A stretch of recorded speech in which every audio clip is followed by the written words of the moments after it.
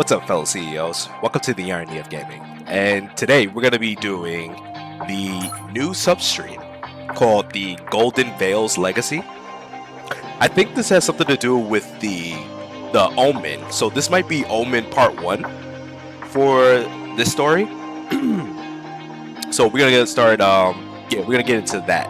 So I know I haven't posted more of the first episode story as of yet, because last week I had a pretty bad cold and today I'm still recovering from it a bit, but you know, I am getting better and stuff like that. But last week I sounded terrible, so I wasn't gonna record around that time. But yeah, we're gonna be recording today though. But we're gonna be doing the Golden Vale's Legacy first, and then we'll start to continue on with the other episodes from the other previous main episodes on there. But so today, right? Today was pretty crazy because when I was updating the game, I had gone into the operations on there and went to the substream, right?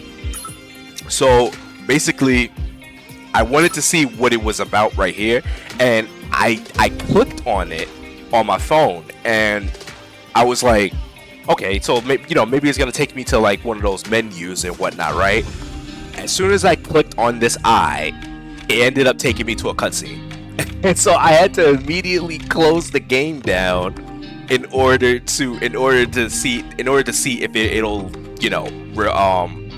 in order for it to reset. So I'm hoping that it ended up resetting, so it'll take me back to the beginning of that cutscene, because I didn't even get a chance to see it. But as soon as I saw the cutscene, I just closed the whole phone down. I just closed the app because I was like, oh no, I don't want to see anything yet with this, because I wanted to record it. But hopefully this ends up doing that. So of course, before I even click on this, in case the cutscene happens. Anything that I'm going to talk about, if I'm going to talk about anything spoiler related, you guys already know the drill on this. I'm just going to count down to 5 seconds, and this is going to give you time to mute the video until I'm finished talking about what I'm talking about. If I'm talking about other substreams and other main stories or main episodes. And once I'm done talking about what I'm talking about, I'm going to rotate my mouse just like this, and it's going to give you guys the signal to unmute the video. Also too, if I'm going to do any missions, you already know this as well, that I am only the rule for me is that I am only able to use units that is part of the same squad. But should I not have enough units, or if certain situations would call for me to use more than one squad, then I'll end up using a second squad, which is called a collaborative effort. So I'll be using collaboration squads. So let's say if I was using Fenrir squad, but I needed to fill up another slot or something like that, or to use in a specific situation, I'll use another unit based off of another squad. So those two squads will be collaborating with each other, as you've seen from my previous videos. And also too, unfortunately, the game forces you to fill in the slots of what it provides. You can't just use units that without an empty slot, because the game's gonna force you to fill all the slots in there. So yeah, without further ado, let's do this. Oh yes, it worked. Nice.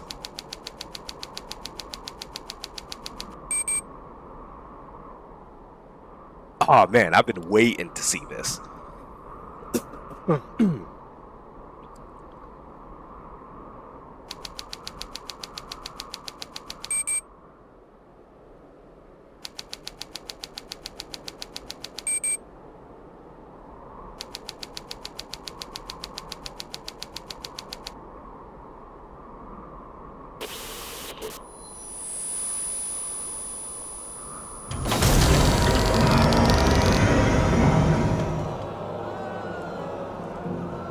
A category blank.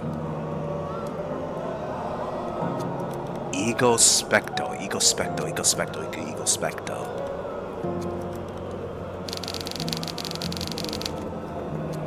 Nine 999 minutes, 9999 seconds.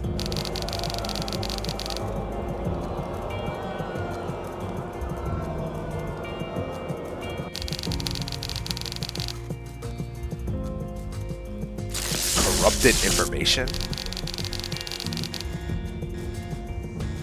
Fortuna. Oh, this is some other type of language. This is probably like some demon lord language. This whole thing is corrupted.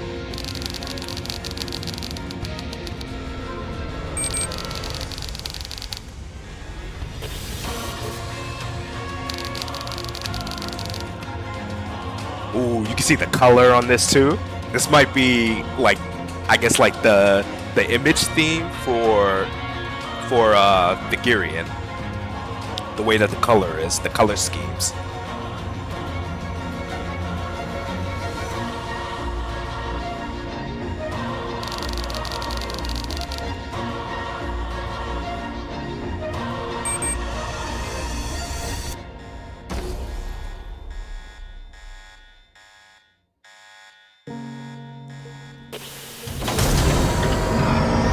Yo, this is crazy. I'm gonna take a picture of this.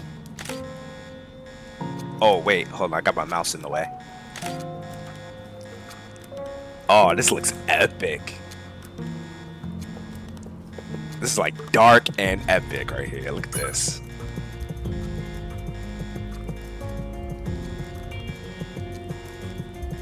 Fate interface Omen.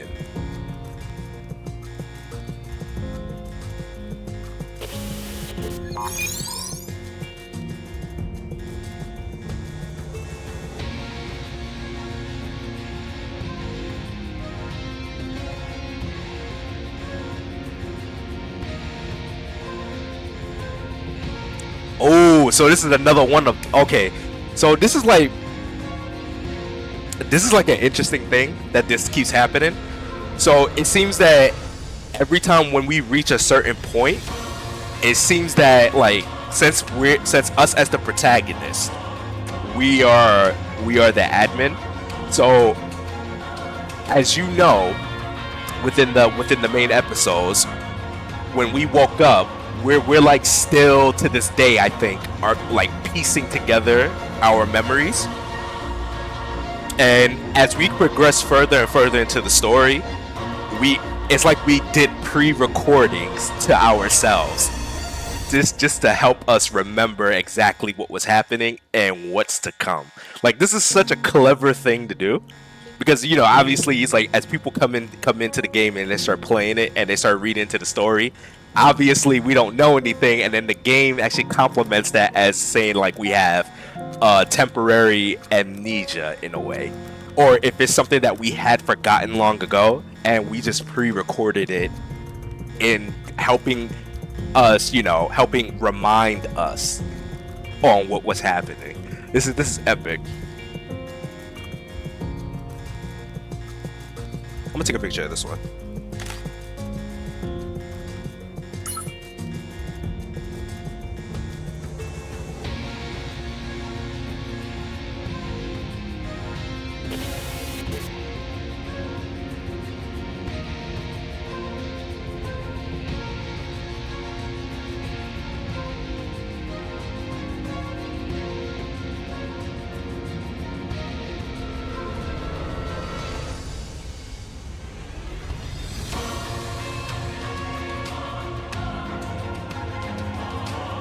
Man, it's like we just thought of everything.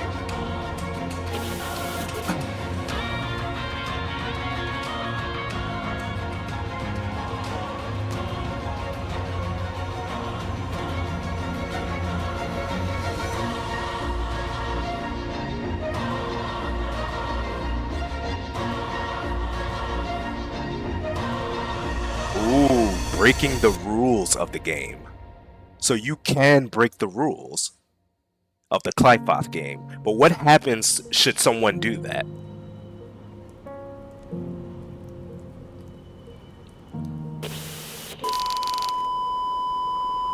Yo, this is crazy.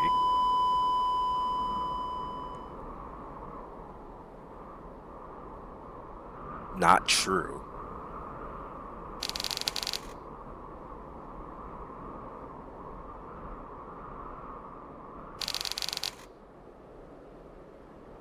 I don't understand.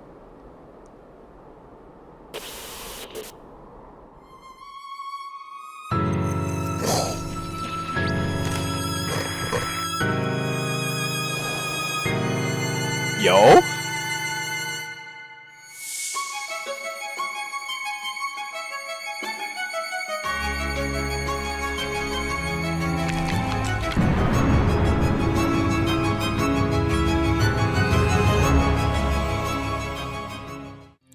Yo, I guarantee you that's gonna be her theme song. I'm calling it right there. And they already got her animated? Oh man, that's gonna be crazy. I still think she might be a defender. She might end up being a defender class. And then if she is a defender class, my next theory will be that they're gonna put her in the season pass.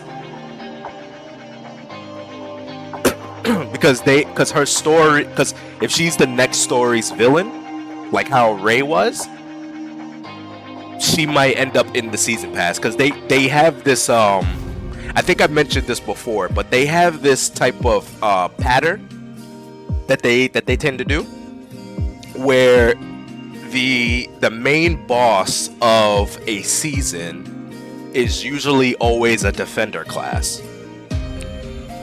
They did this with Replacer King, and they did this with Ray.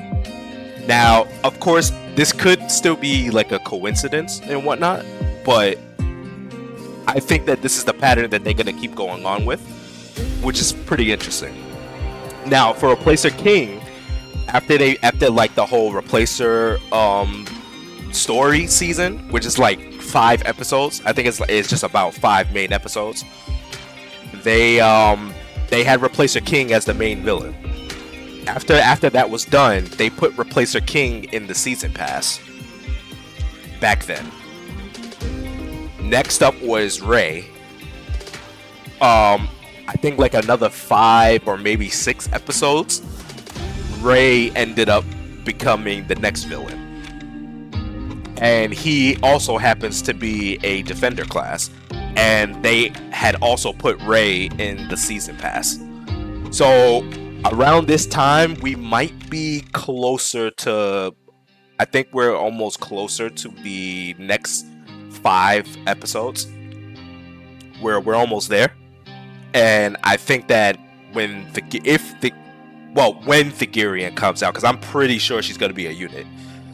When Thagirian comes out, she's probably the next main villain, which means that she might be a defender class, which means she's probably going to be tanky as hell, and they might put her in the season pass. So let's see if they uphold the pattern.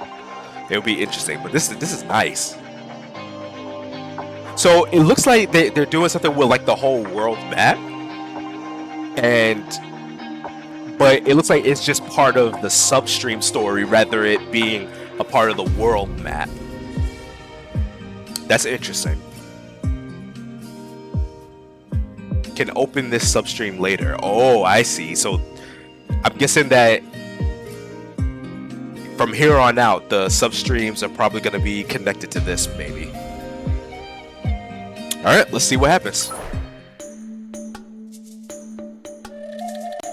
Gold Vale's Legacy.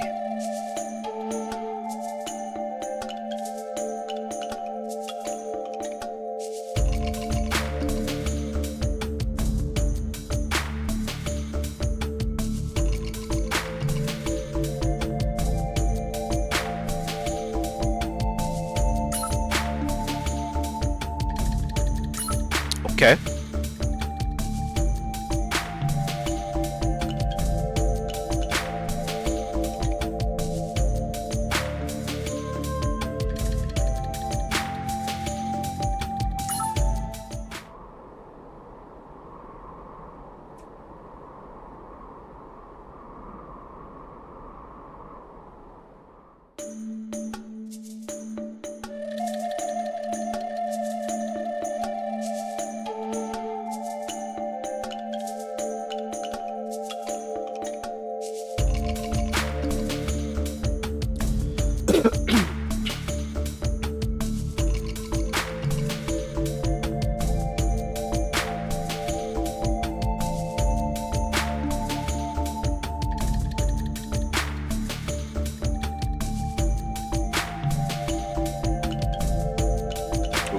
put in the Mayan calendar in this.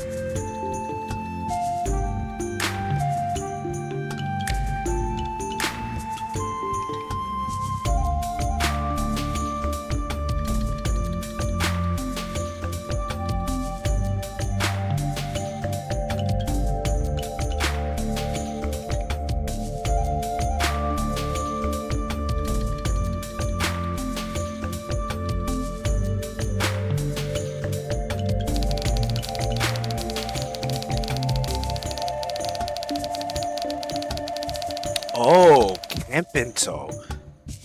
You know, have we ever, so far we've been to Charade, right? And then we've been to one of the other ones. I don't think we've ever been to Campimento. I don't think the story ever mentioned this area before.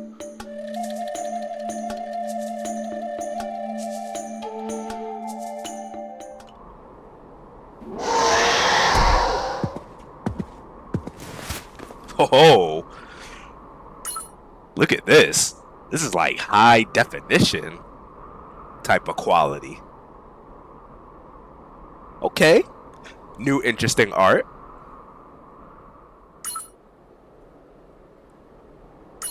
It's a pretty nice design. It's an interesting design.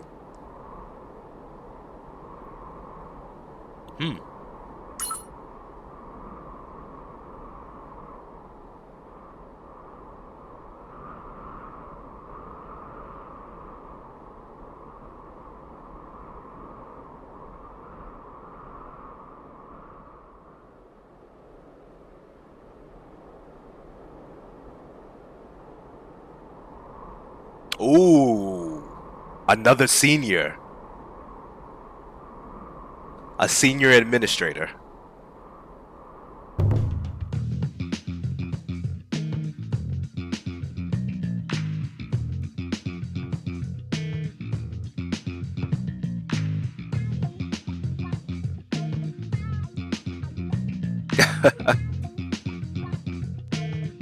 Hold on 1 second. Just at the... Okay, this is good.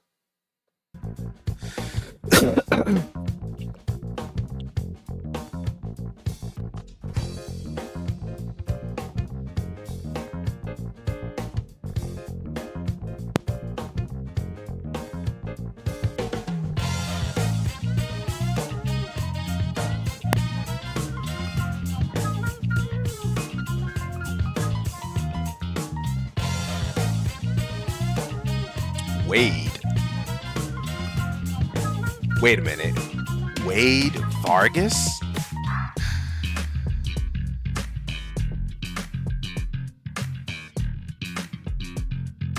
Vargas.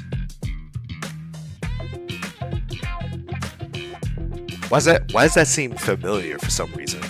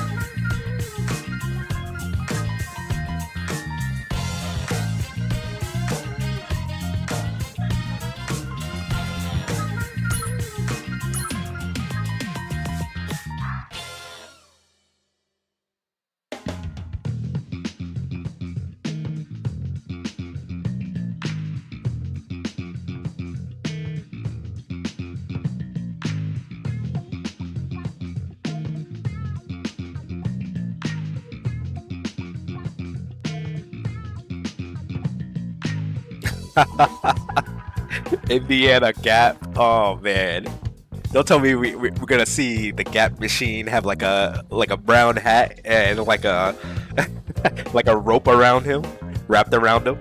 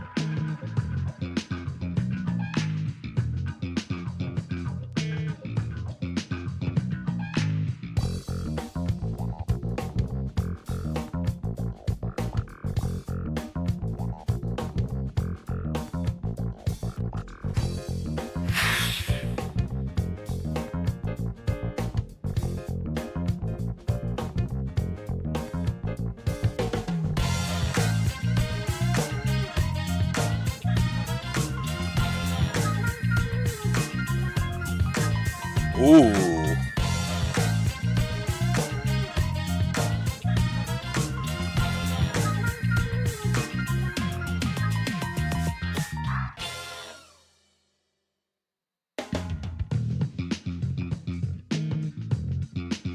Coffin Company will become that kind of corporation? What do you mean?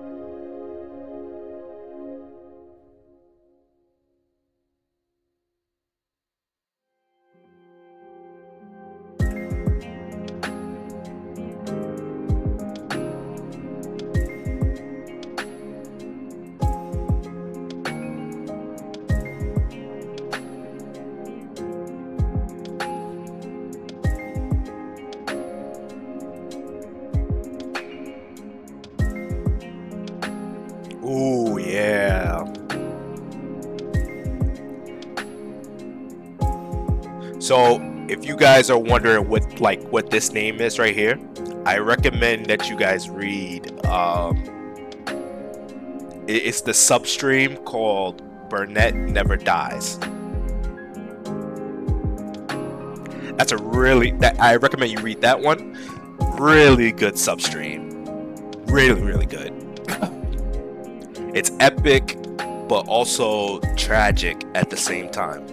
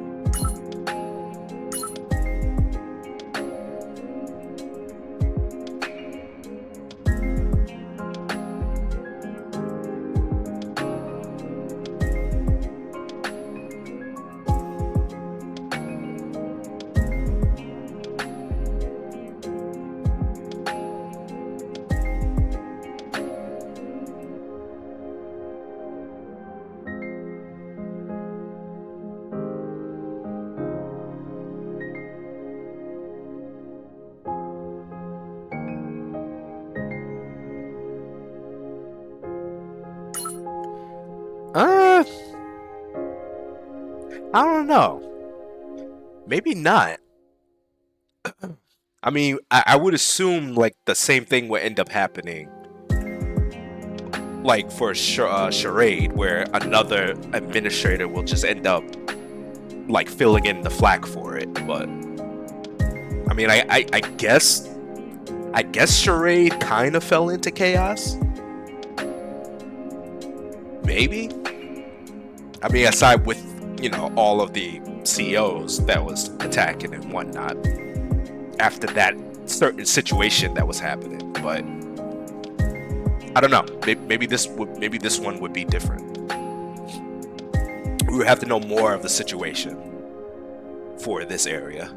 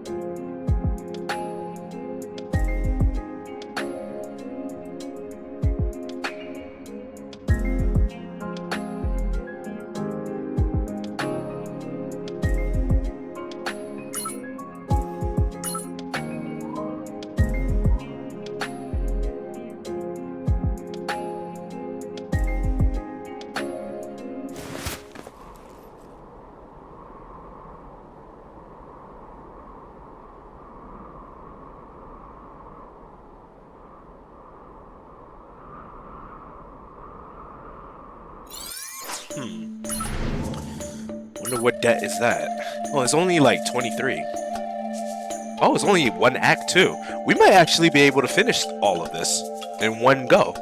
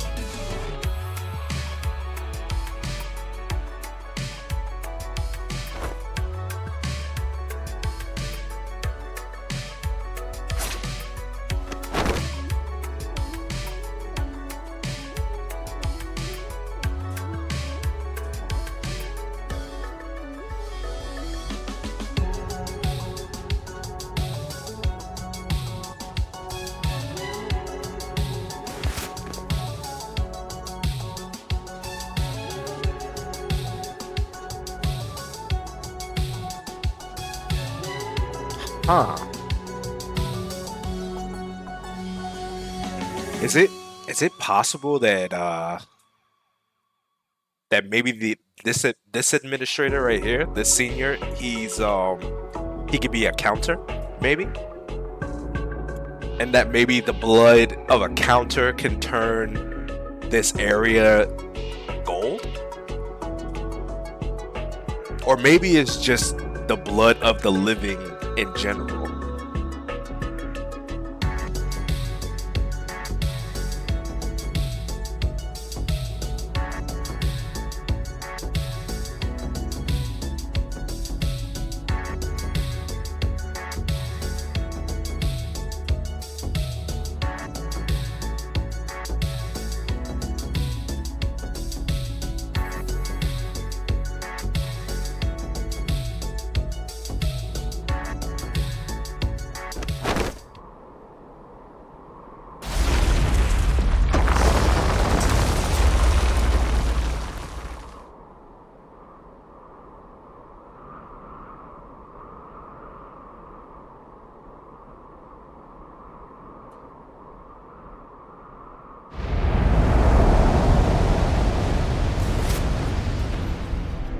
Uh-oh.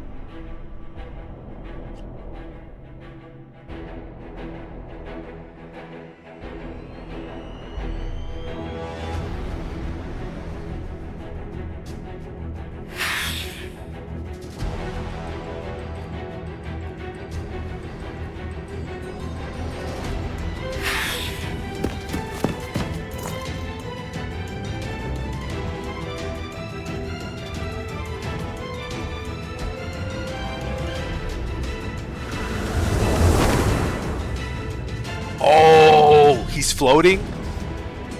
Is this the eye of the Girion?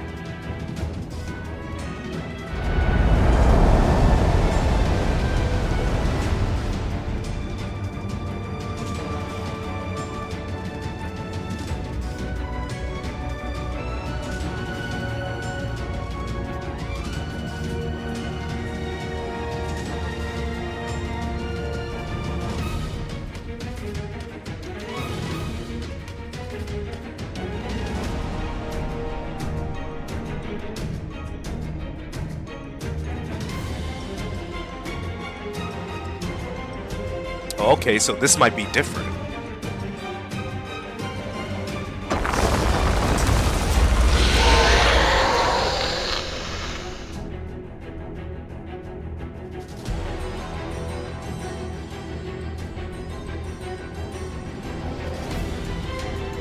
Ooh.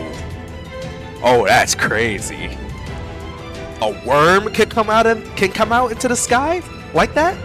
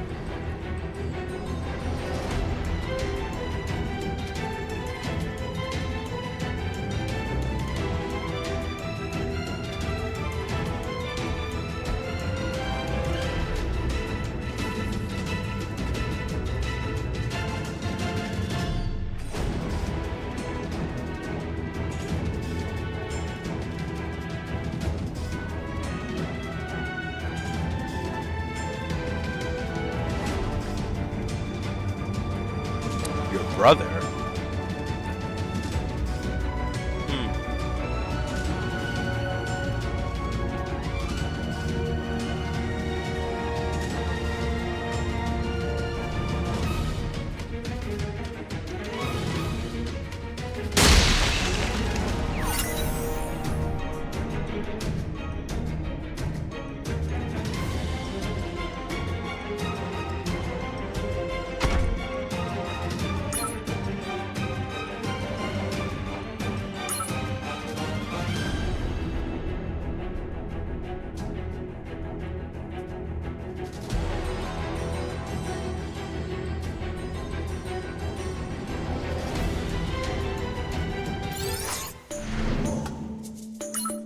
Hey, it's us.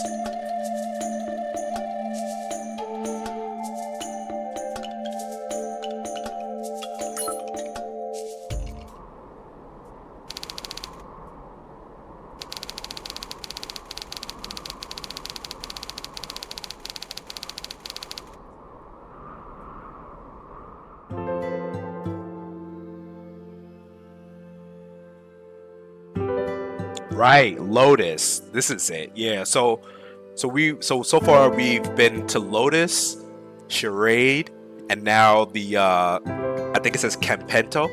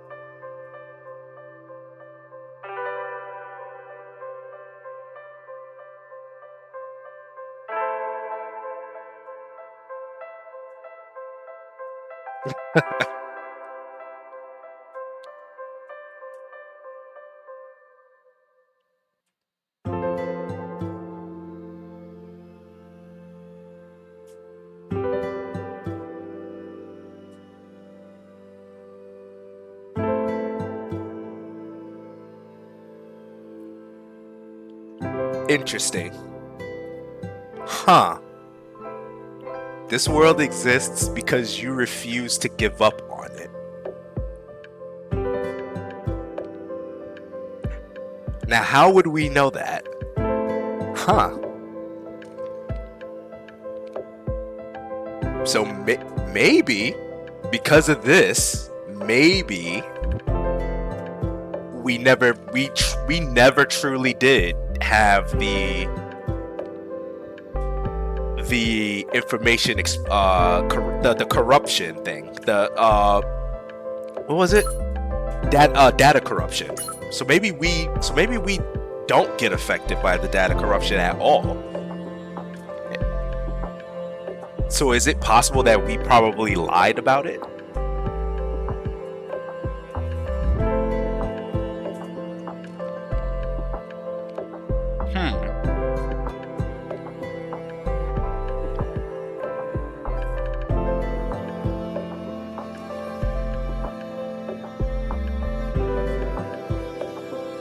That could be the case.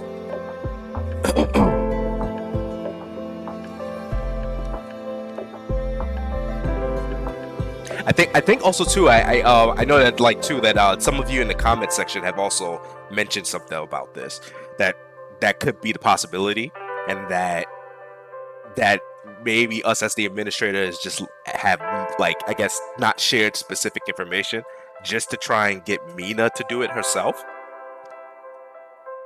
The theory might actually be true. This world exists because you refuse to give up on it. Huh. Curious choice of words.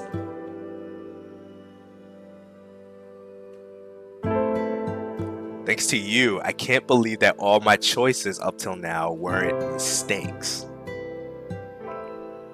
Huh.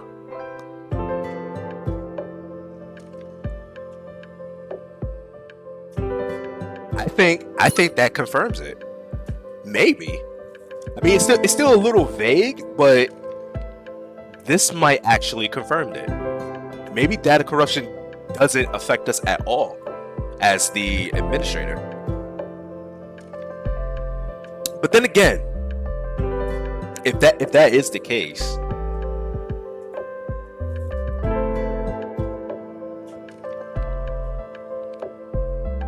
I wonder, like, if that is the case, how would we even know that a data corruption is even taking place? Is it just something that we just happen to know, like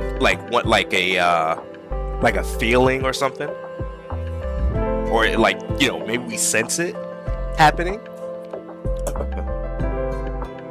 Or is it possible that, like, maybe someone else had mentioned it before we did, and then we just went along with it?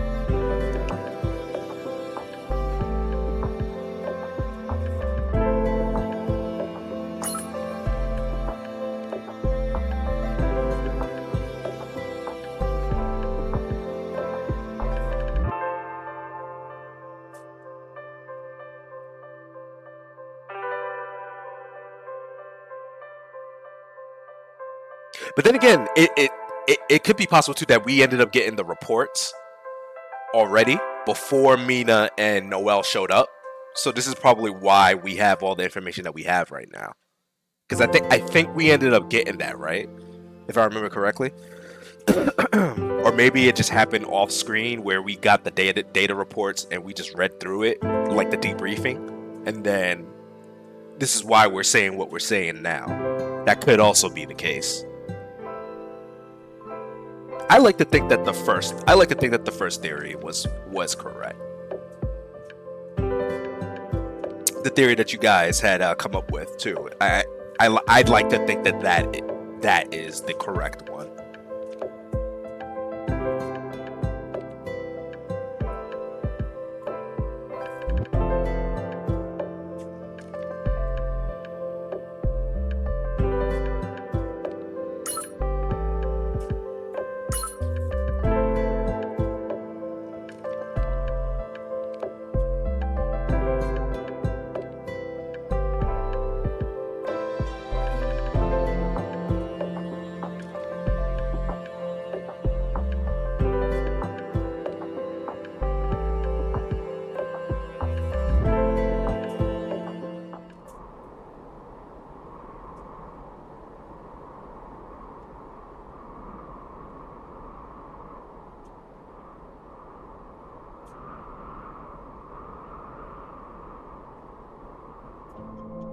Ooh, okay, so you're gonna talk more about this.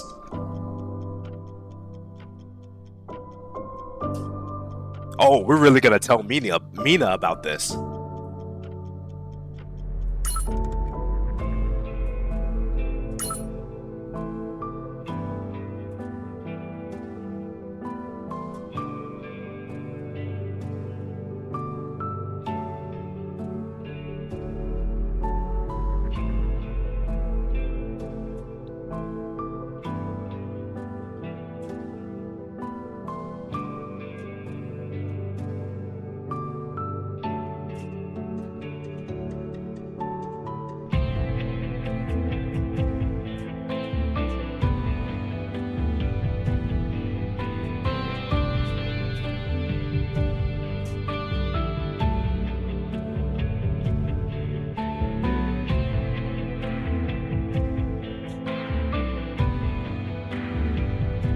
So we agreed to play a game.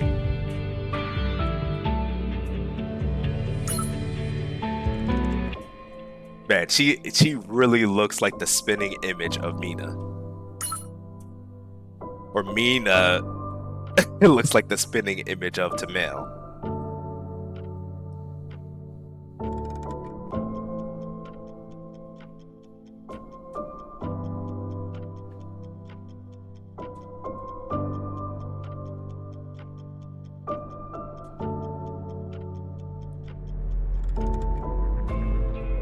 Is it missing an H? Sephiroth.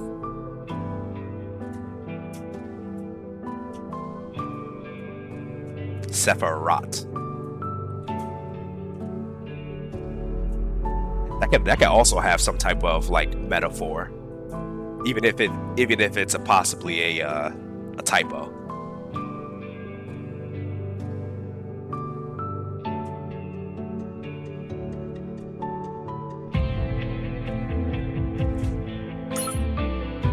Using the law of the creating the world she sees through the change of the reality of the tree of Sephiroth. That was the starting point of the Qlipoth game. So this is the whole reason why the game started, is to try and kill her.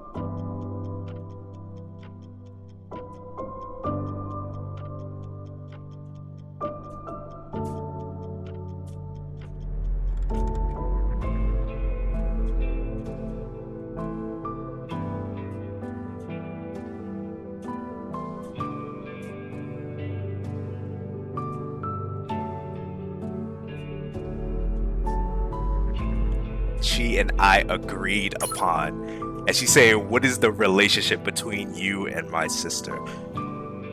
You know, it's kind of interesting too, because back when I went back into the episode 1, when she said something, she says, until for now we have to part ways. It's like, when she said it that way, it kind of, in my opinion, it kind of sounded like there's a type of deeper connection between us as the administrator and Tamel, but I'm not sure exactly what it is, except for that one time where many of us can jump to conclusions on what that relationship could be, possibly, just because of her saying like after the Qlipoth game in the later main chapters, you know, when she had like used the word "my love," but I mean there's only such few things of what that could mean. I mean there's like, you know, maybe like a few metaphors of what that could mean, but as of right now, we can only piece a few of the pieces together. But it seems like we still can't reveal specific information just because of the agreement. But I do have a theory on something, that possibly what I think is maybe the wolf is what the wolf is, right? But maybe there's a possibility that maybe in order for Tamel to die, somehow, some way, when the world reset or something like that, I guess somehow she ended up possibly maybe splitting herself, and, you know, somehow splitting herself into two. So maybe, theoretically, this could be a second Tamel, and maybe only a god could slay a god, or maybe the weapon, which is the Wolf's Bane, capable of killing gods. But the Wolf's Bane, as from what we can see in the main episode 1, we saw that Tamel had the Wolf's Bane, so she was the one who had the sword. And I could have sworn that in that I guess in that section, because like when I first read episode 1, I could have sworn she had mentioned something about the Wolf's Bane weapon was capable of corrupting and even destroying her. because when I first looked at the episode of that episode, when I first read through it, it seemed like the Wolf's Bane is capable of corrupting people and just making them go crazy. Kind of like how like the Dragon Blood makes, you know, the Kaleshas go crazy and whatnot, and they just go berserk and start killing everything. I figured that that weapon, that very weapon, the Wolf's Bane, is probably very susceptible to corruption and can easily corrupt the user, causing them to cause all this destruction. And it's like now and then when you think about it, the Wolf's Bane takes so much energy and power over the user, and without the proper equipment, the weapon could easily start ravaging your body. Just like how we saw when Mina wasn't using the suit.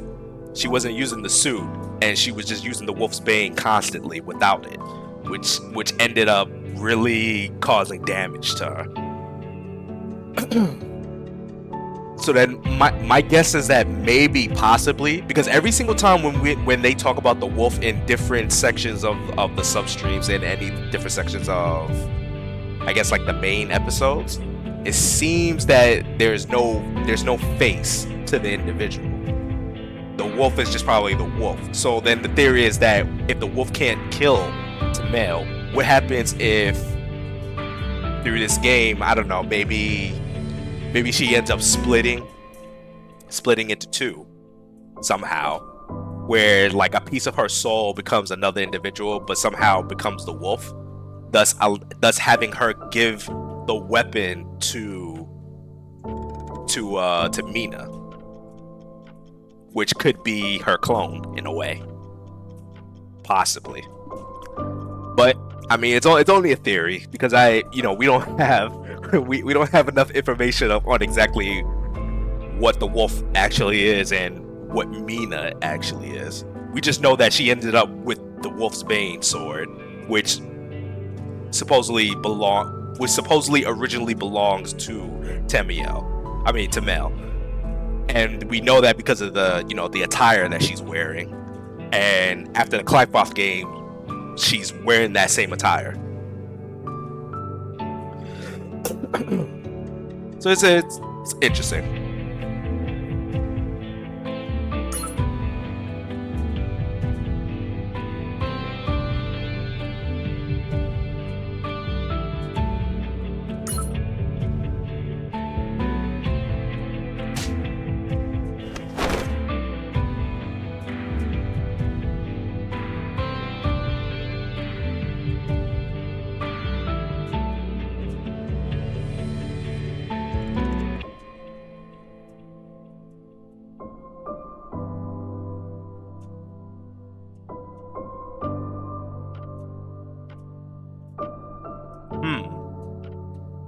She thinks of you as her sister, and you think of her the same.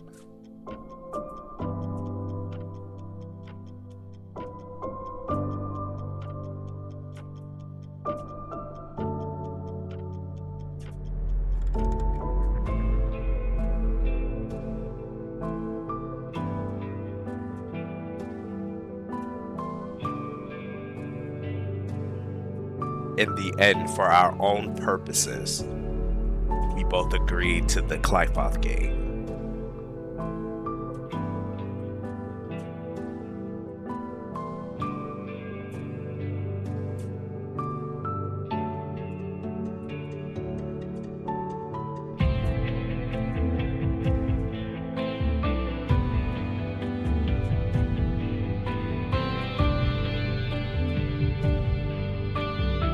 The Clifoth Demon Lord arranged the disaster. So demon lords could be considered disasters. Disasters to the world and humanity.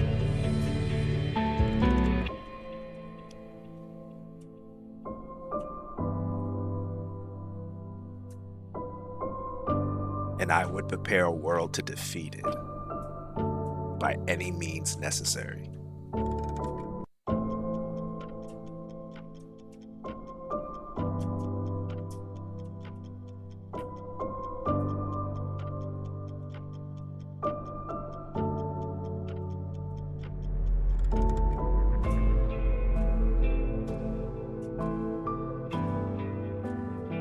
they were never weak.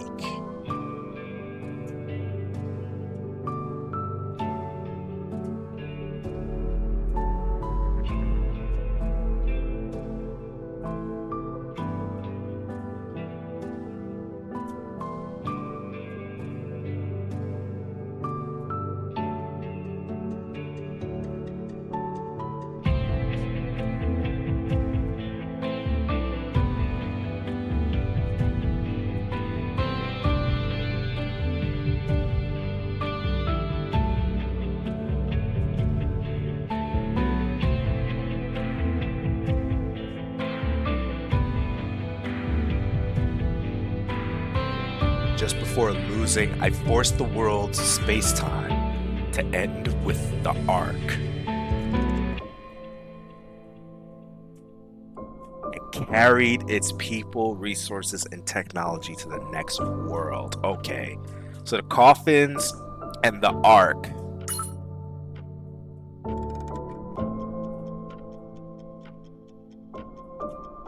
Okay, so they're using the coffins, which is the ships, and the arcs to go to the next world.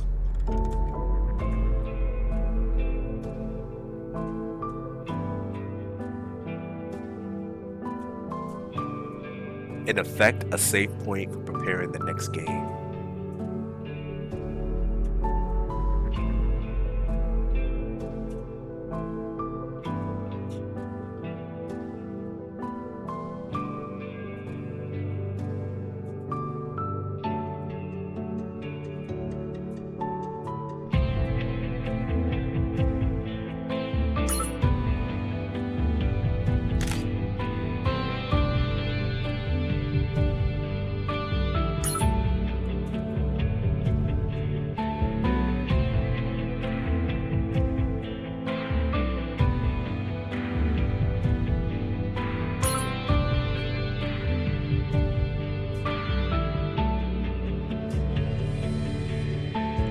And even bringing Noel into this world, separated from the law of creating a world.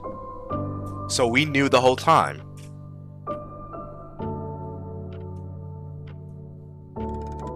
But wait a minute. Is it possible that we just ended up putting 2 and 2 together? Because we never... It's like we never suspected who Noel was until Swan said something about it.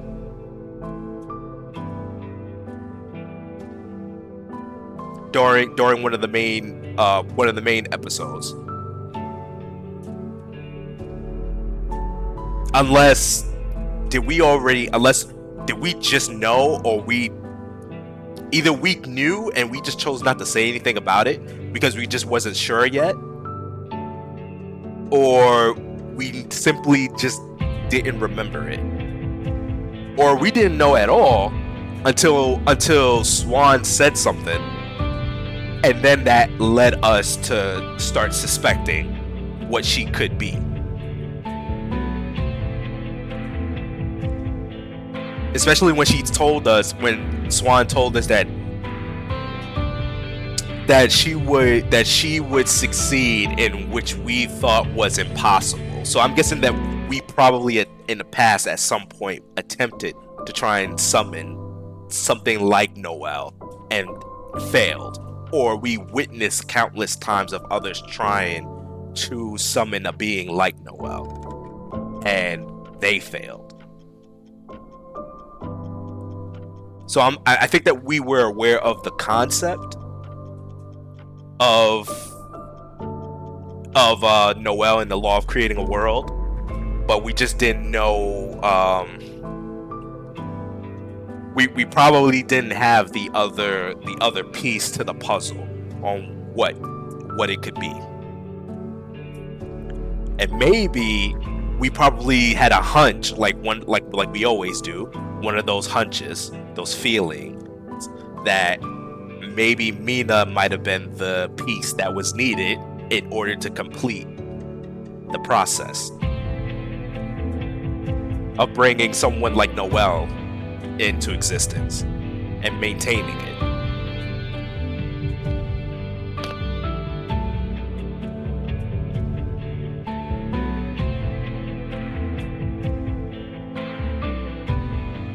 legitimacy.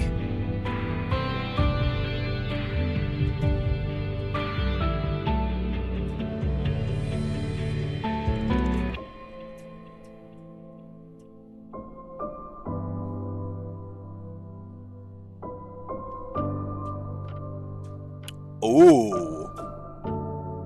So are we technically breaking the rules? And Tamel is just allowing it to happen?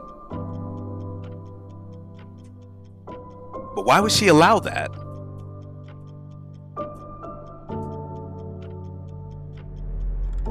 You know, in another way too, if you think about it, possibly like you know how back then when we used Asimov before, I guess like before Asimov became a demon lord, that using Asimov to peer into specific other worlds, that could be also considered cheating, which I guess Tamel wasn't gonna allow that to happen, and so she just started bringing about the end of the world. So I guess that could be a form of cheating.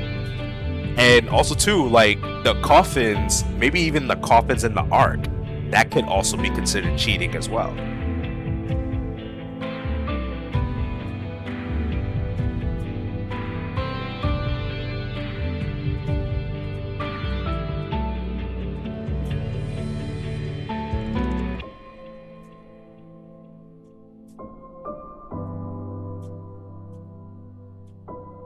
Huh, okay, makes sense.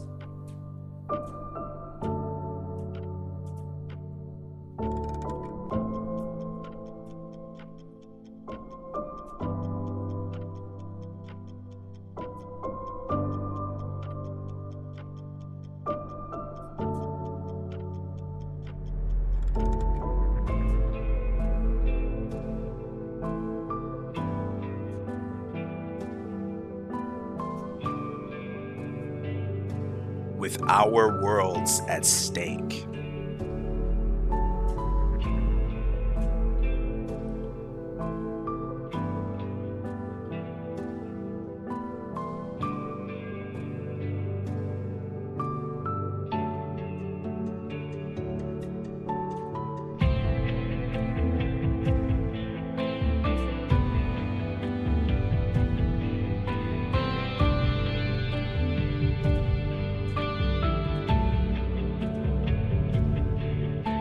Heavy penalties the moment they descend. Demon Lord cannot directly intervene in this world.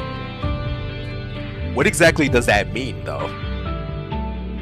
Like they just can't invade without starting the game? Without properly starting the game? I would assume that that's what they mean, because we've already seen a few demon lords enter the world. Like they enter the world with no problem at all. And you know, and if that is the case of like them intervening, then that would technically mean that they're breaking the rules, because technically if that is the case, then that means that they're supposed to be, rather than them like, you know, temporarily living, you know, like a lavish life or whatever within that realm of existence, they technically supposed to be in the CounterSide world, awaiting to start the game. But in this case, with, you know, Ray being there in the school, or, you know, Rosaria just, you know, having her own PI organization that she helps people now and then, it's like I guess you could say in a way that is kind of intervening with the world. So I'm guessing that there has to be a special condition. So I'm guessing, like, you know, if they just went out and start using their real power and started attacking everybody, then they're breaking the rules. So it would have to be something like that, especially when they're saying like certain conditions have to be met.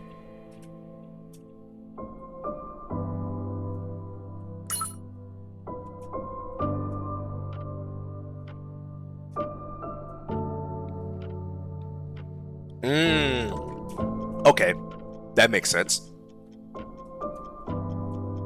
They rarely show their true power here.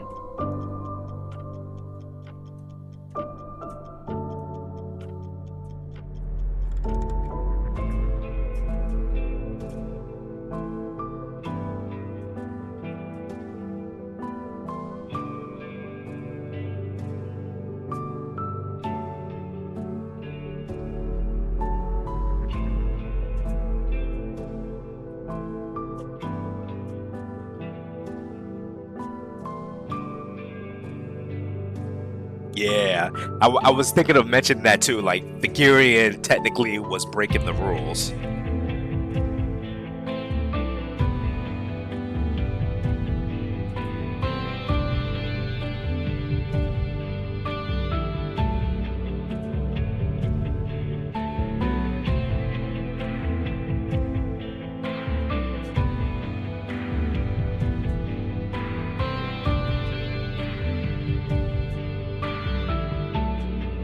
Oh, okay. So the demon lords can be considered like the like in real life legend of they could be represented as the four horsemen of apocalypse. They could be considered as that.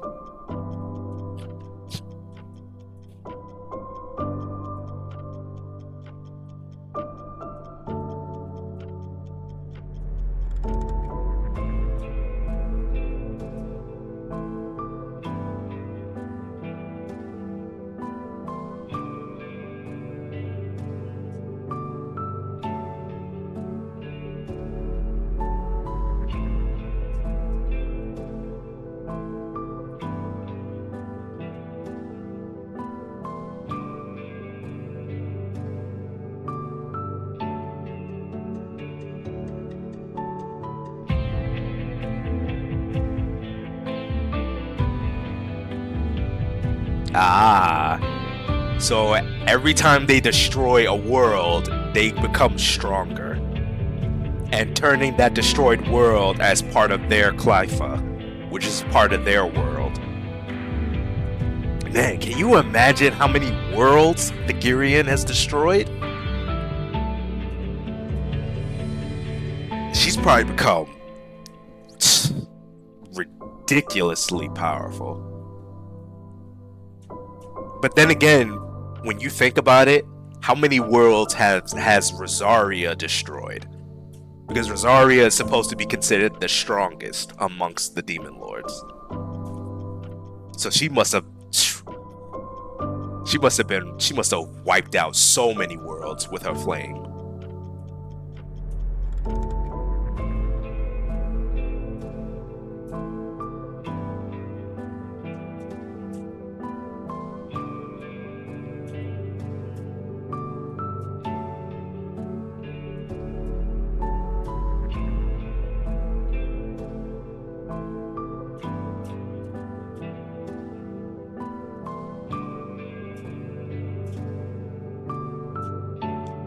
And worlds without me to anchor them never even got that far.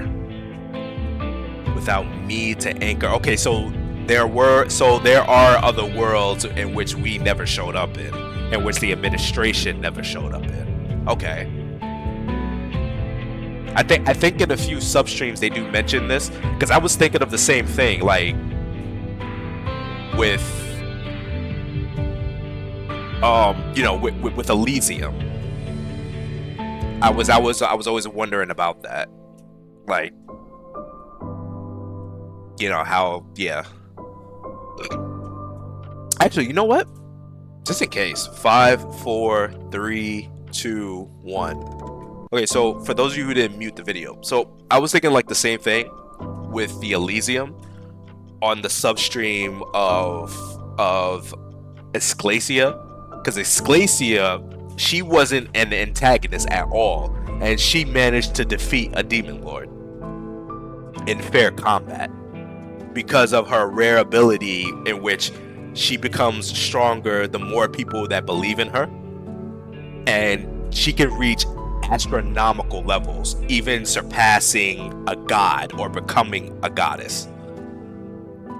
To be, she like, it's to the point where she is a goddess based off of people's faith in her, and maybe she can even go beyond that, and that was enough to completely annihilate a demon lord, and she wasn't an antagonist. However, the messed up thing about this is that because she's not an antagonist and she doesn't have a clear weapon that could completely destroy the demon lord, so even when she defeats the demon lord, kills one, another demon lord is just going to emerge.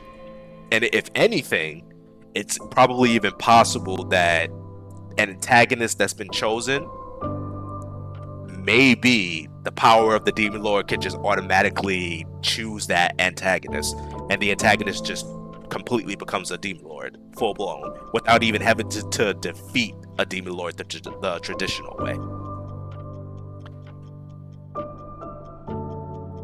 So that's like, that's like one of the, I guess you could say, one of the inevitable fates.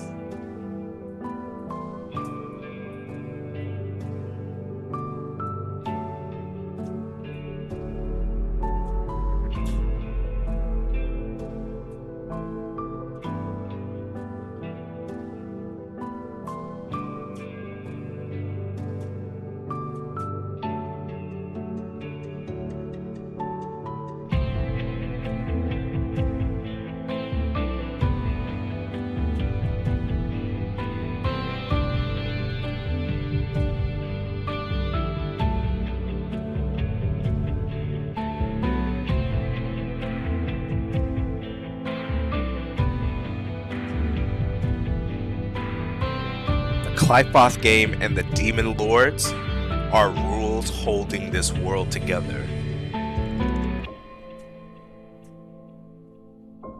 So are you saying that you technically need the demon lords in order to keep the world together? Because without the demon lords, the world would just fall apart?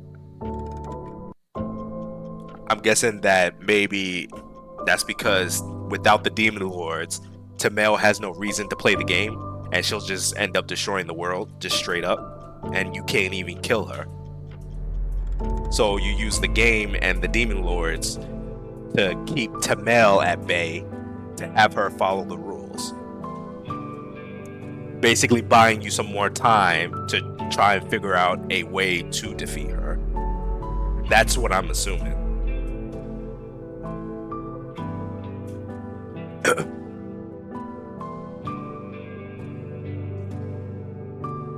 They can't truly reject it.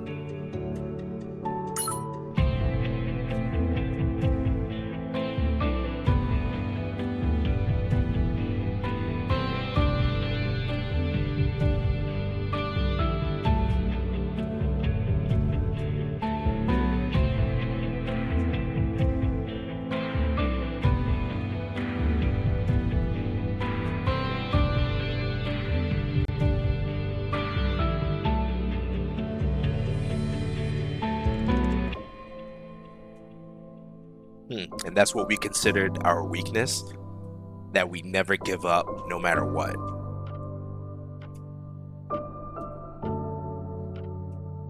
I guess you could say that could be a double-edged sword, because technically the demon lords could cause us to go past boundaries that we wouldn't otherwise think of. I mean, think of like what we did in the administration, where we like, just look at the existence of the clones. We pushed past the boundaries of humanity and kind of broke the rules of morality by creating clones that act as soldiers. We've even used specific technologies like creating sysop to which, you know, giving them possibly way too much freedom, and, you know, just like basically giving it free will, an advanced AI free will. And when you also think about it too, we push past the boundaries of meddling with time itself, just because of the simple fact that we never give up. So it's like the demon lords, they kind of push us as the administrator to go past like ridiculous boundaries, almost as if we no longer have that much. It's like we have little to no more morality, just to try and achieve a victory. And we've made quite a bit of sacrifices along the way.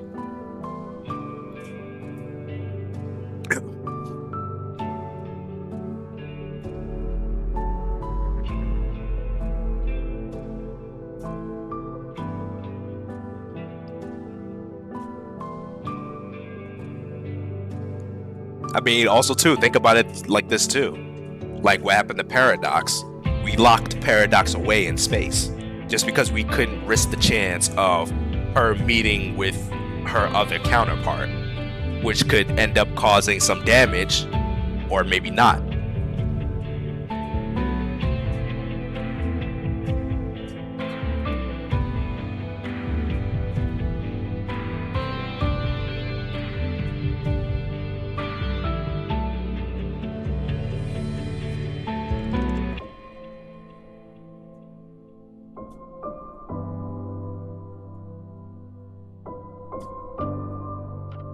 Knowing this, they forced my hand even with penalties.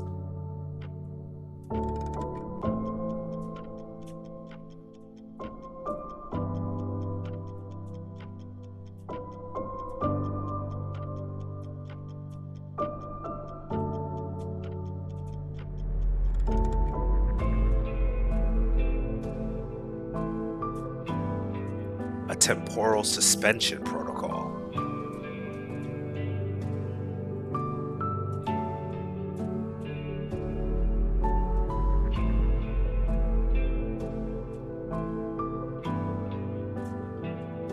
I see.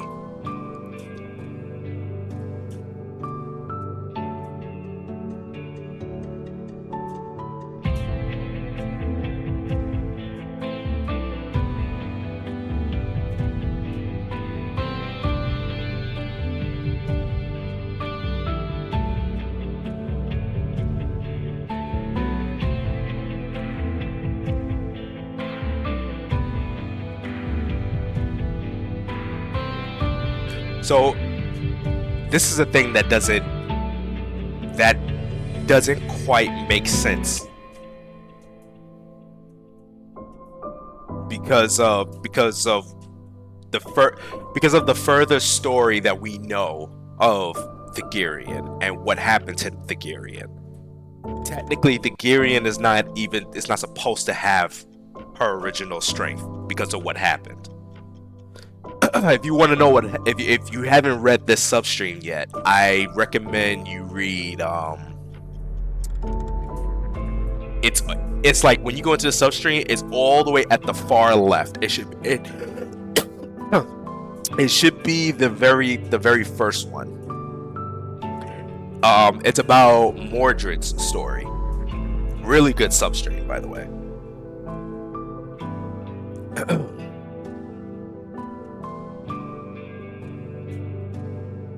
But just in case, 5, 4, 3, 2, 1. So for those of you who haven't muted the video, so basically what I'm saying is that in that first substream, all the way on the left side, which is Mordred's story, it turns out in like near the end, Mordred is basically an antagonist.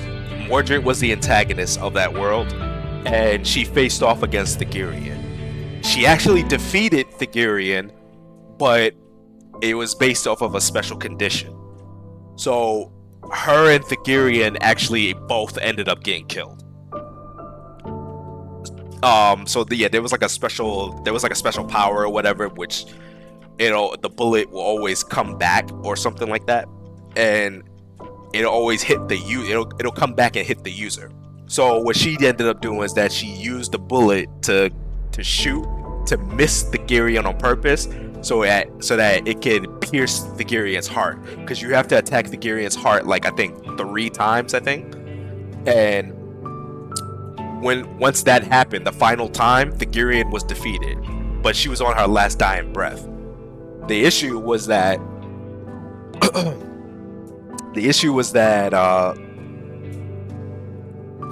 what's her name? Morgana. She got killed.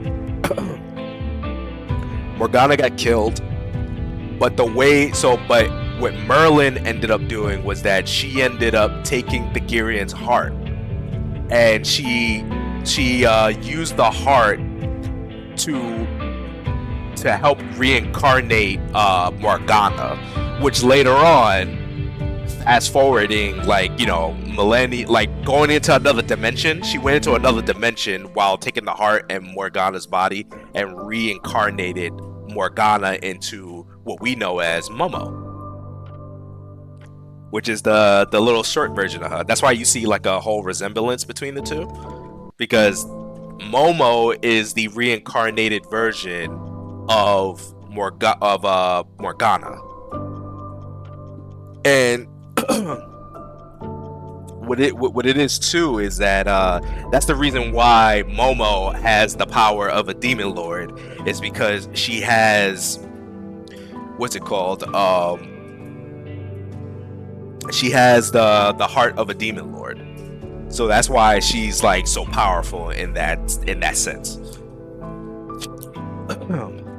And it's kind of interesting too, because Momo wasn't the only character who ended up becoming, you know, a reincarnated version of a previous character.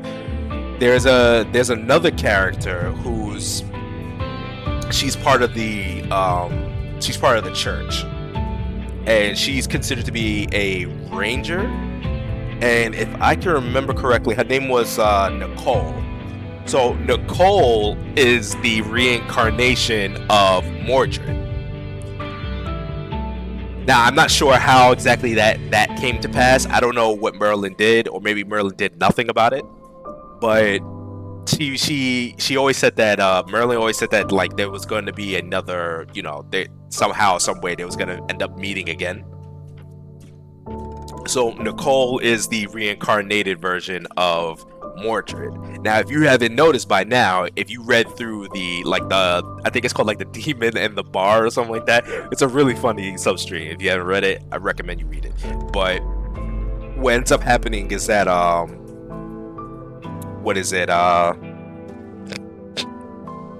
Gremry is Merlin. So it's like it's a huge twist, a big twist on there. It's completely insane. But yeah, but now you know that, this is why it doesn't make sense that, you know, she nearly regained her original strength, because she's missing her heart. So I'm not sure how she's able to have her original strength without her heart. But maybe she doesn't even need the heart to even have her, you know, her main strength to begin with. Maybe the heart was just something that contained her emotions of feeling things. As what I think Merlin had said something about that, where she was like, oh, she's gonna be like a empty shell, feeling nothing at all and no gratification at all of anything. And I guess that really pissed Thagirian off. So it's a really interesting thing.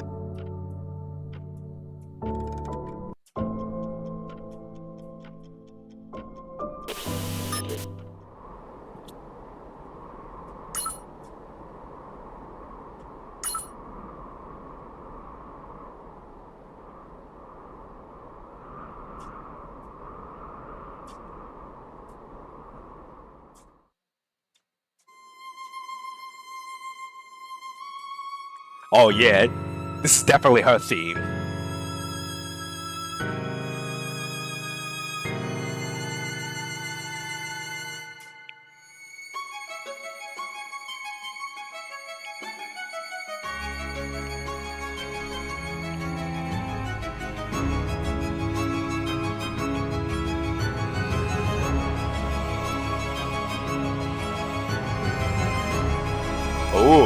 The full theme.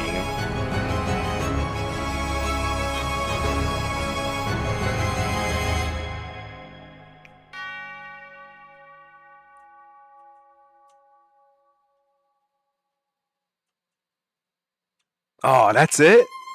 Oh man, they blue balling us. Okay, fair enough. Fair enough. They're like, nope, not yet. You can't listen to the full theme yet.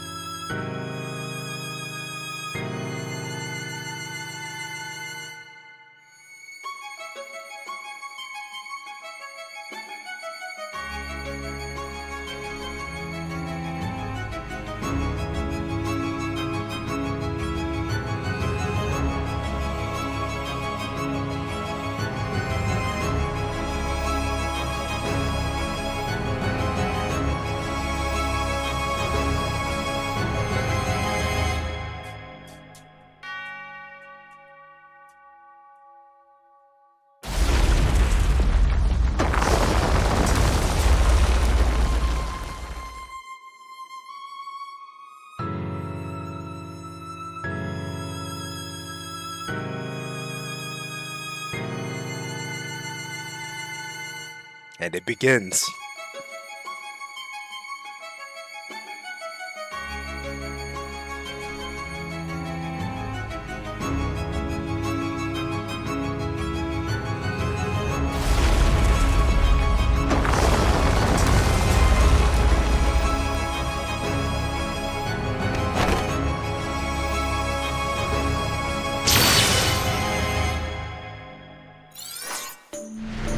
Oh man, this is crazy.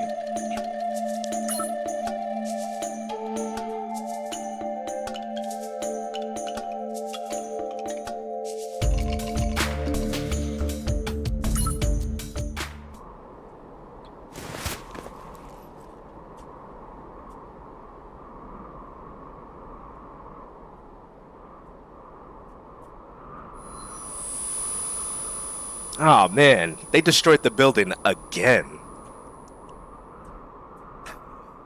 Wonder how much this is gonna cost me.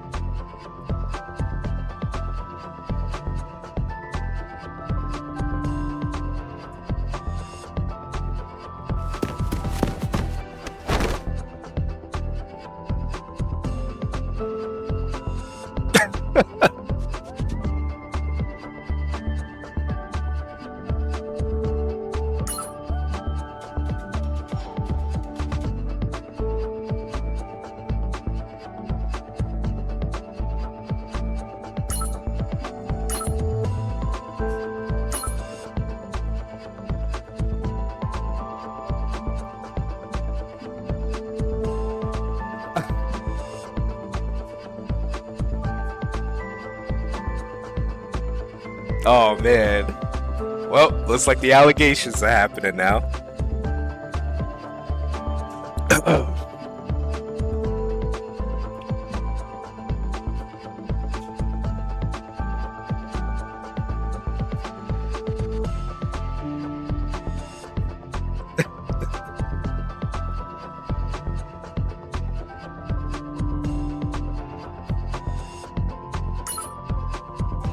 He says I'm okay with it.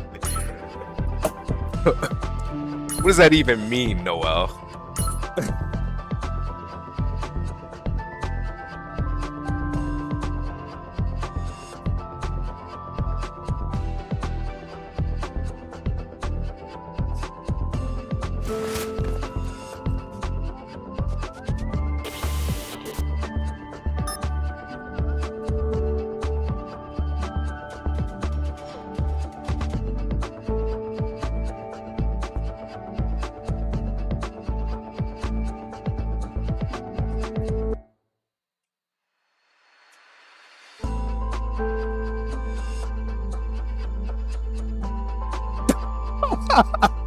Oh man. Oh man, everybody's gonna be talking about this. Some more allegations.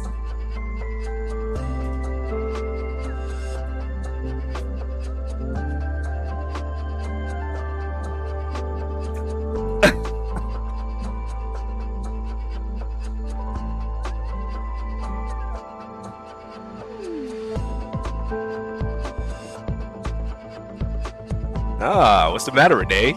Getting jealous?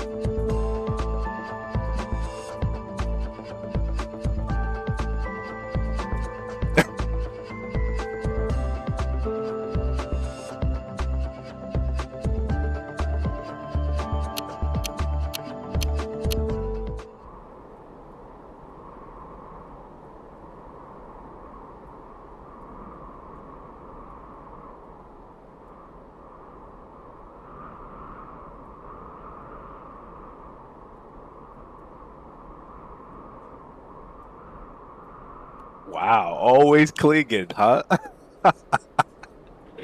Seems like she's been watching very closely.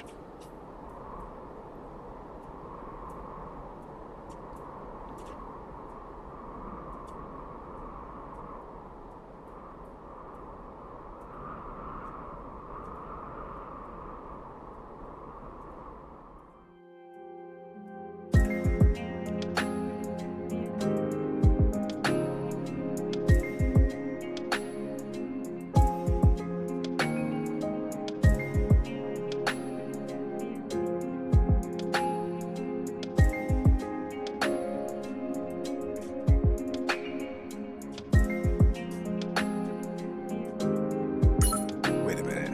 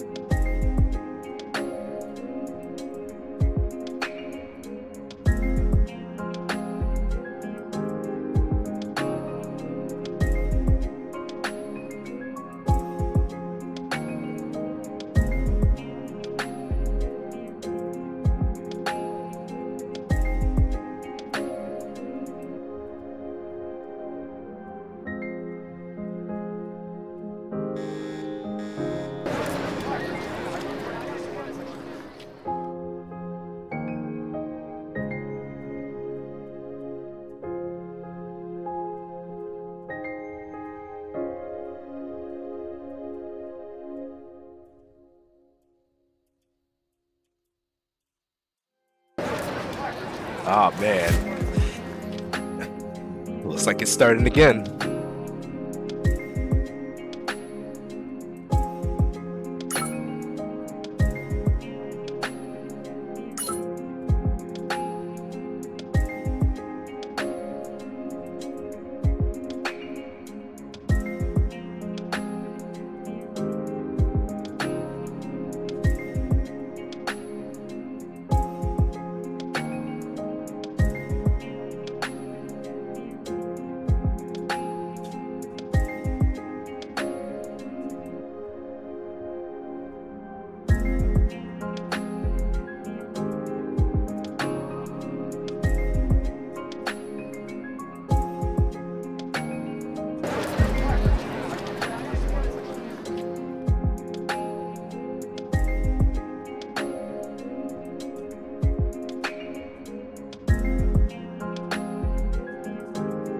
Oh man, Jackson's still missing.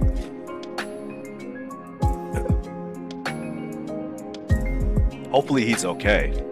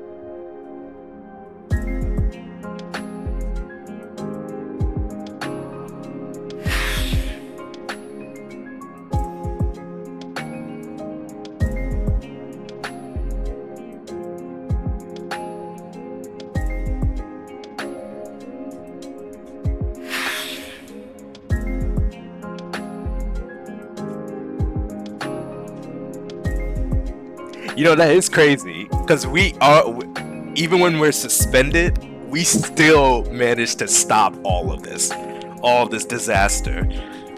We're just too epic. We're just too good.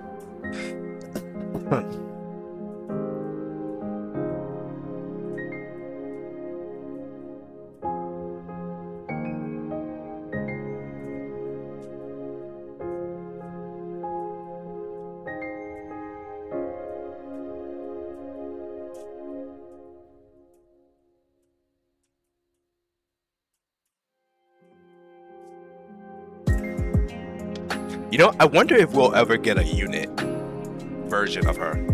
Maybe as an operator.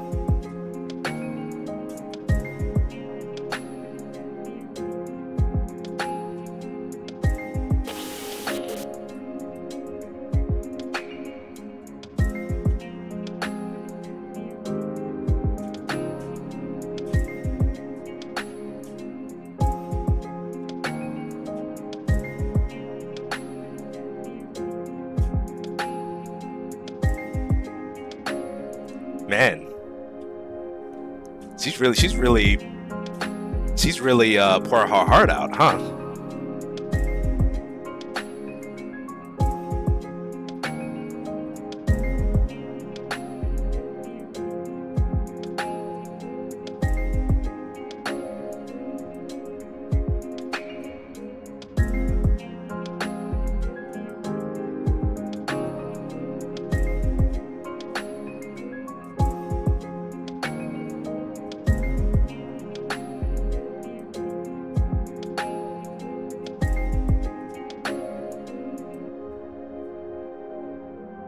So we're still going on about that, huh?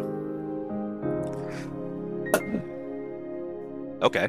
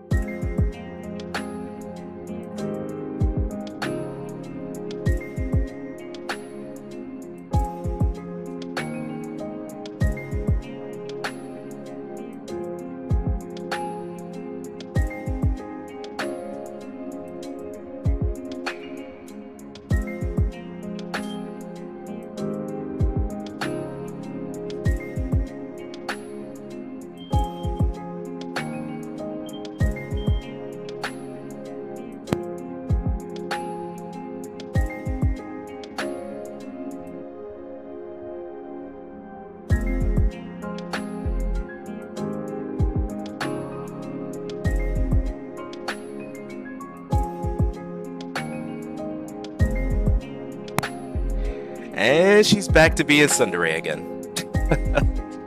That wasn't long at all.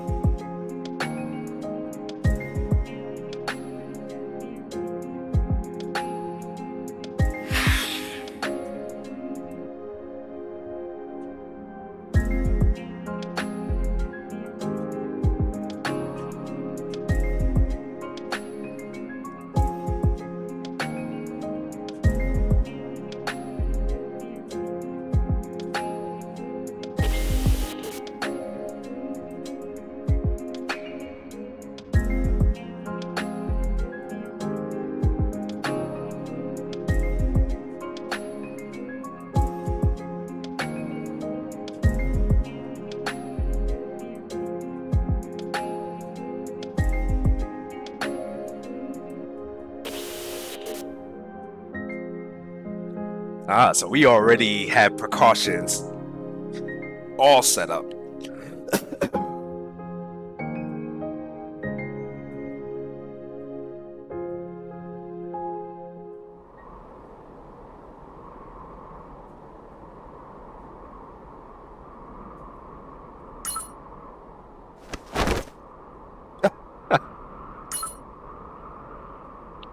Oh, she's about to take this the wrong way.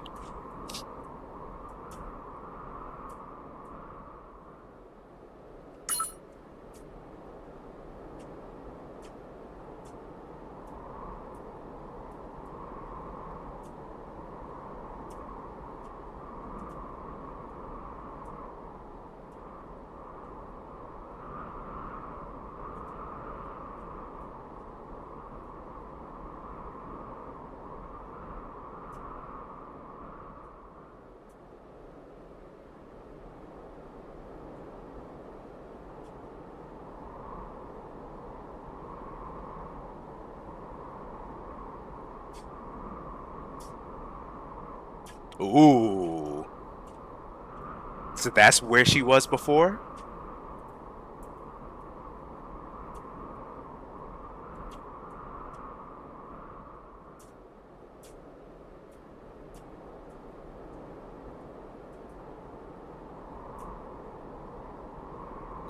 See, I told you she was gonna think about this the wrong way. Oh man, that's hilarious. Okay, so the corruption inhibitor restrains corrupted wedges that fuse the normal side with the counter side.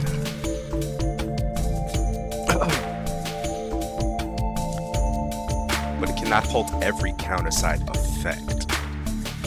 Ooh, okay. And look, we got our first mission. Ah, aura. What should we use? What's the level? Oof. 150? God damn. They are not playing.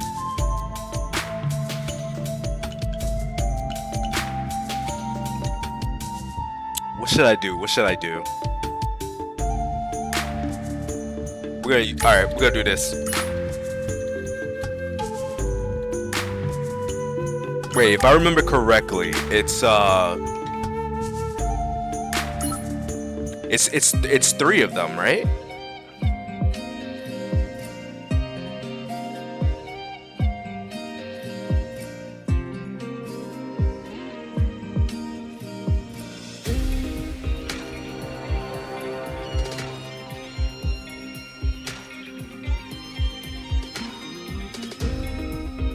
Yeah, it is three of them. All right, cool.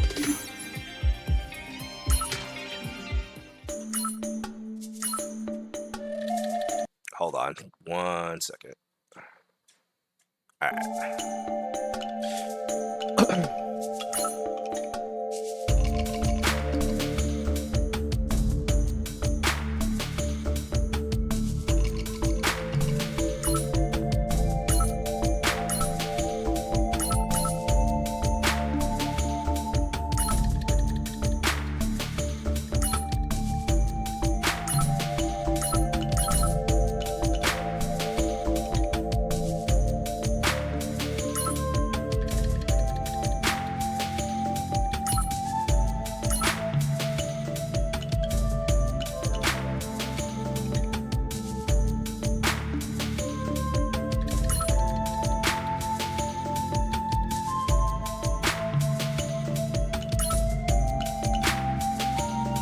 대여료 같은 건 안 받지?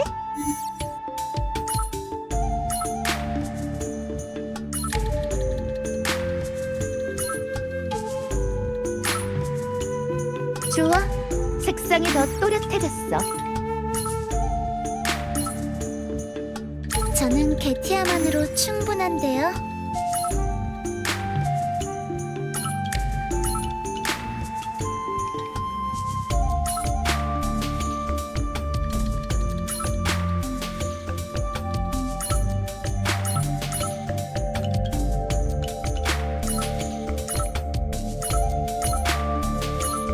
Alright, it's fine. We'll just use this one.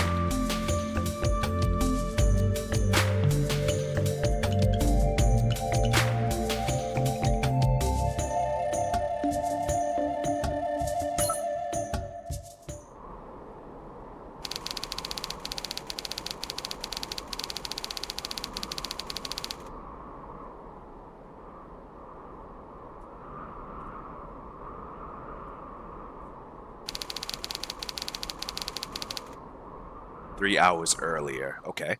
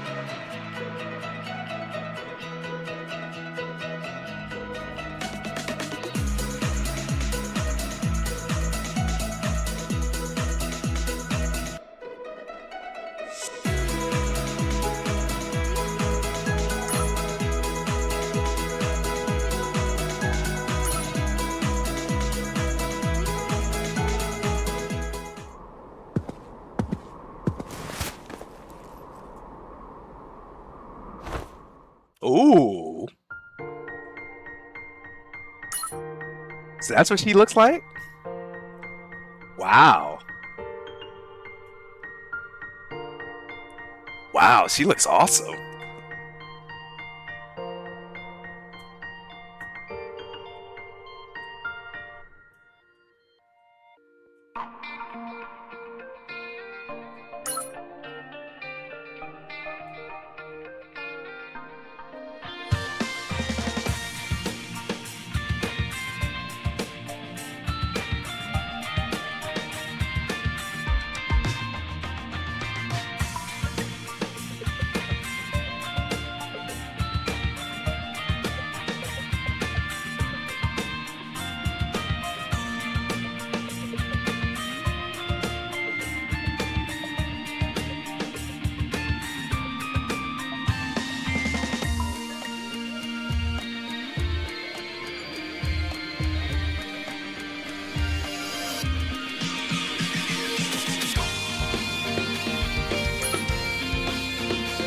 She got that trench coat going on with that, man. Yo, please tell me that we're gonna get a unit like this. We're gonna get this unit version of her.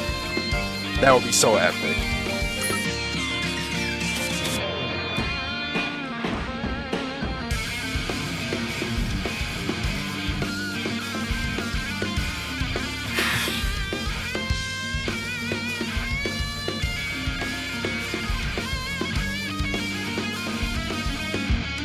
He survived due to the temporal suspension, but none of us escaped the after effects.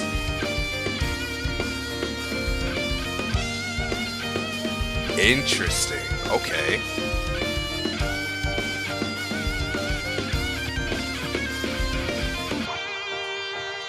Must be in worse shape than any of us.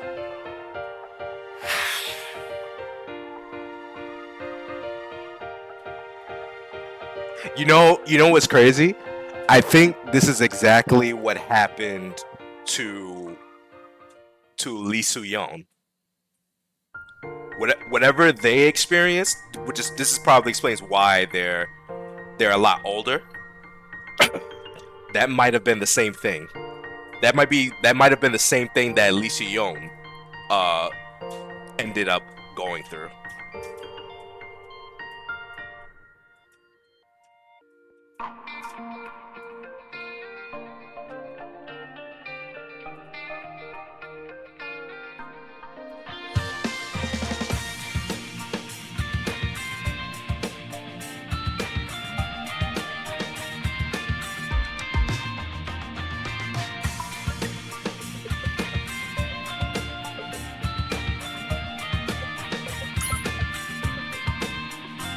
Such an awesome outfit. Man, she looks great.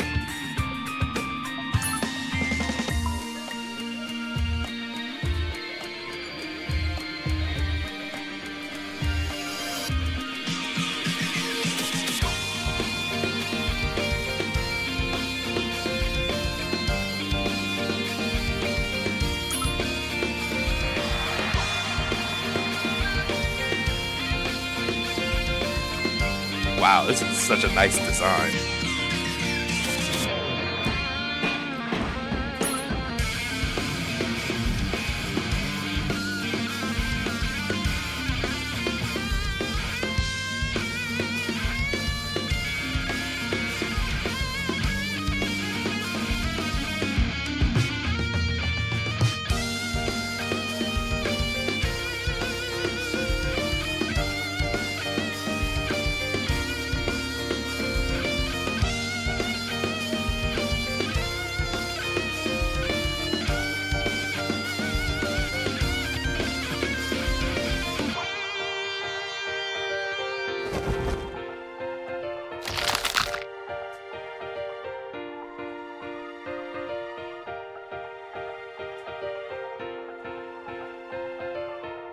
Holy shit.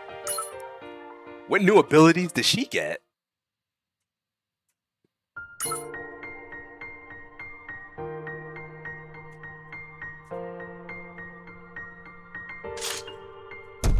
Oh. Never mind.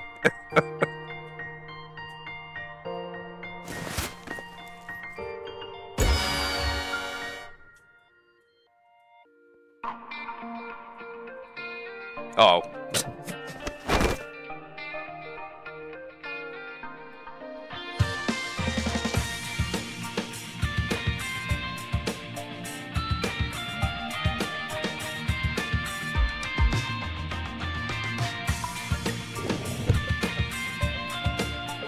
Oh, there she is.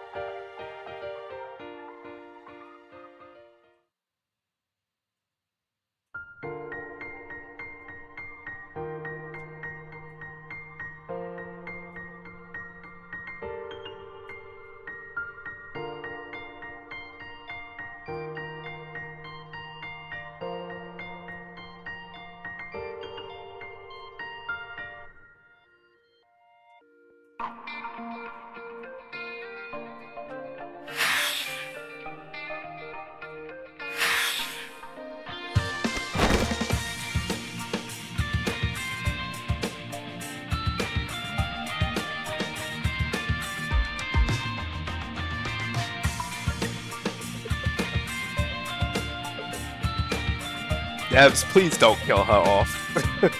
Please don't. Like, you can't just create this awesome design of hers, and then you just gotta go kill her off like that. That would be so tragic.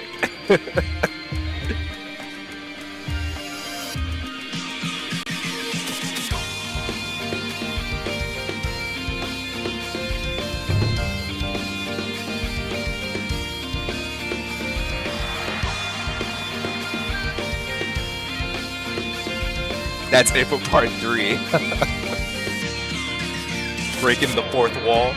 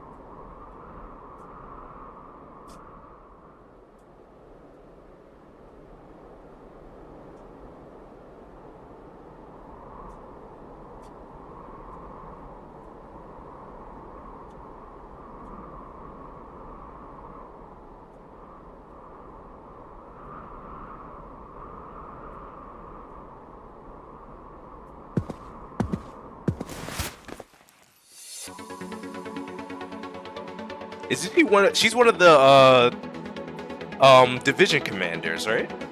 Or at least the mask is.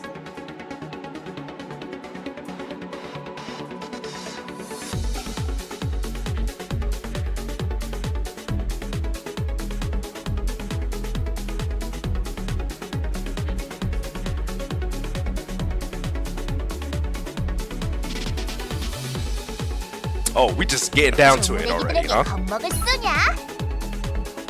악령 탈격! 대마를 집행할게! 모범을 향해! 빠르고 강하게! 진화를 진화합니다. 끝이야! 이건 서비스야! 손해를 당한 무대를 청구해! 모두 축복을 간지럽잖아! 가져! 물어! 뭐야! 아까지 왼쪽가는 게 흘렸나? 손해를 당한 무대를 청구해! 이것은 안전한 악한 기운을 쫓아낼게! 간지럽잖아! 화려한 조명 속에 친구 여러분의 이런 춤이라도 기꺼이 이용하겠어! Epic. Oh, my support almost died.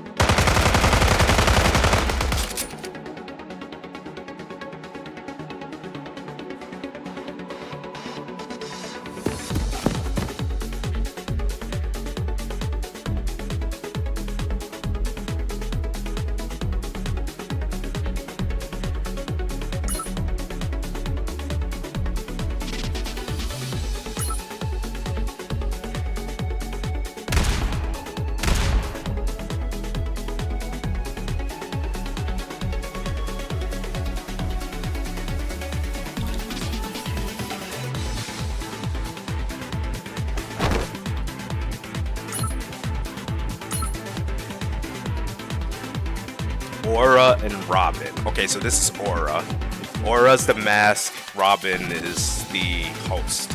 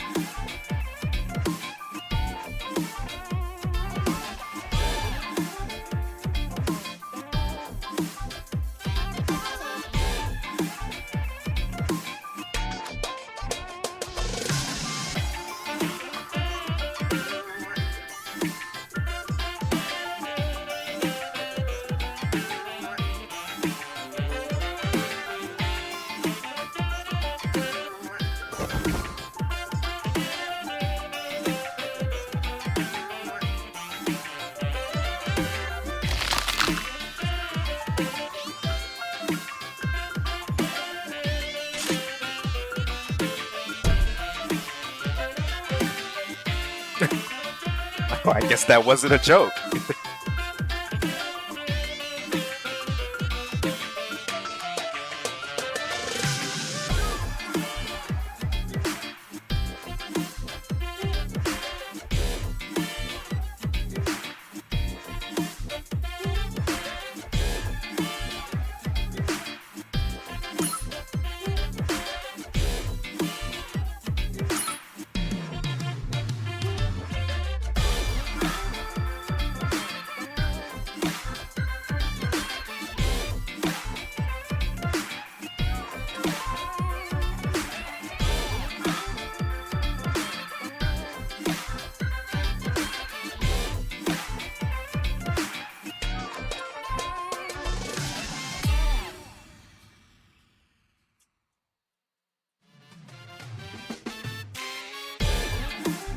Ah, yeah. Aura. So yeah, Aura was the commander. Stormtrooper division. Dude, she looks so epic when her eyes turn red like that.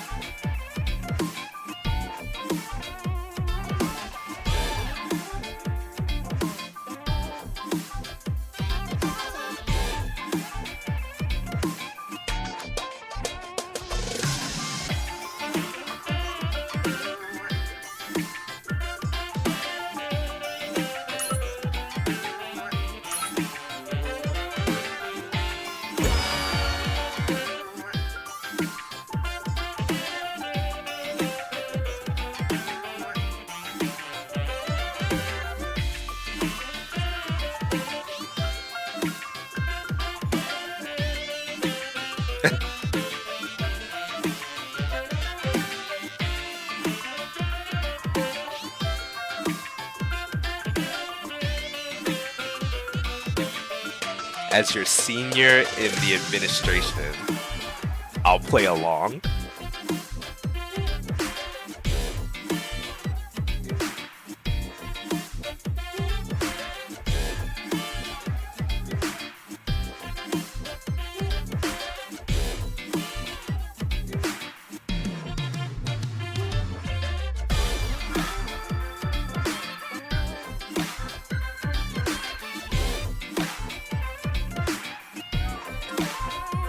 Emergency battle?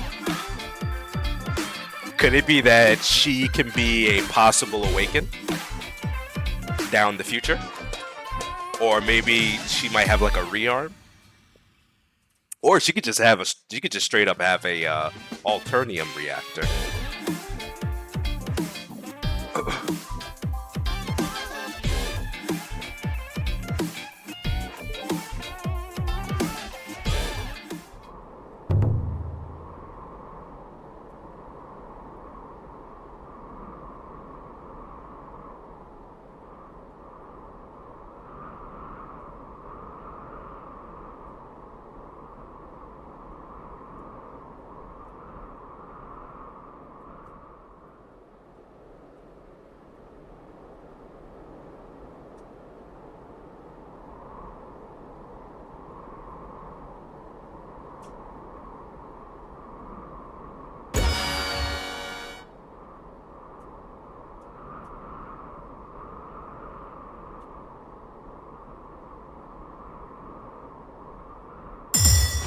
Huh. 멋진 포즈, 멋진 포즈. Hey, we got an S ring. 또 까먹었어. Let's go. Okay, so I was wrong. We probably cannot finish this all in one setting. I think like it's almost about to be like what, 2 hours, or it is 2 hours already. But I am gonna have to call it here for this episode. But man, oh man, it's like a whole bunch of things that just got revealed today. We learned quite a bit more about what the Qlipoth game is, what the purpose of the Demon Lords are for, and this supposed agreement that us as the administrator and Tamel has made. So that is interesting, and I do look forward to knowing more on what that relationship is, and the, you know, more information on what Mina is about. But man, oh man, that is insanity, craziness right there. And we just seen a lot of other old faces, ones that have already grown up. Mirene looks just phenomenal. She looks fantastic, and you know, hopefully we can get a unit version of this. And man, did you see like the animations for the Girion? I can already tell that is, oh man, the Girion's probably gonna be another epic type of awakened unit that we get. But I really do think that she might actually be a defender class, and it'll be interesting to see if they're going to, you know, continue on with the trend of, you know, putting the main villain awakens that are defenders into the counter pass. It'd be interesting to see that. But man, I didn't expect to, you know, for it to go this long, because you know, there was so much to cover, so much of the lore to talk about and to analyze. So I was like, man, that took a lot longer than expected, but that's okay. You know, however long it takes. But yeah, this was great. And I'm pretty sure there's going to be plenty more to talk about, because we got a lot more to go through and cover. So this is going to be pretty epic. But now that that's said, before we end it, we're going to do a few PvP matches. I think we'll do about, like, you know, maybe like two matches on here.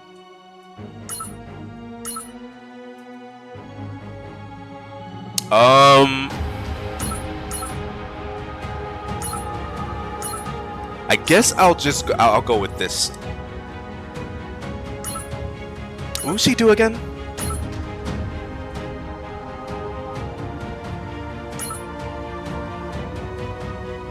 이게 몇 번 샘플이더라? Was it this one I used? No, I think it was this. 몇 번 샘플이더라? And what else did I do? I think this was it, yeah. Alright, but yeah, we're gonna play 2 matches. Who knows? Maybe I'll win 2, maybe I'll lose 2.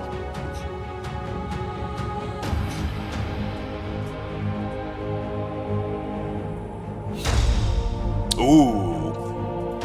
We are versus Shepherd. Yeah, this is gonna get pretty crazy. 조무래기들에게 겁먹을 Hopefully I can get what I need, but yep, there we go. 난 아니야. 적을 섬멸할게요. Yeah, they're really rushing it.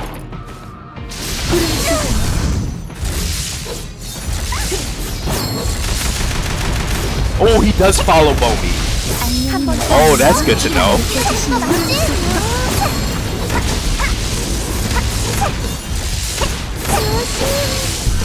Oh, that is a clever move. To use her to get everything out there, that's clever.